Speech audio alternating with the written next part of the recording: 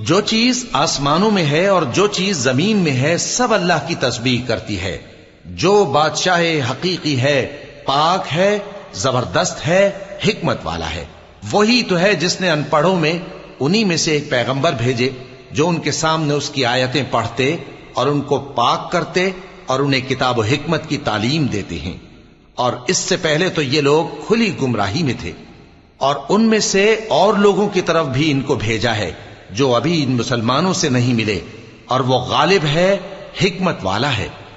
یہ اللہ کا فضل ہے، جسے چاہتا ہے عطا فرماتا ہے، اور اللہ بڑے فضل کا مالک ہے. جن لوگوں کو تورات کا حامل بنایا گیا پھر انہوں نے اس کے حامل ہونے کا حق ادا نہ کیا، ان کی مثال گدھے کی سی ہے جس پر بڑی بڑی کتابیں لدی ہوں.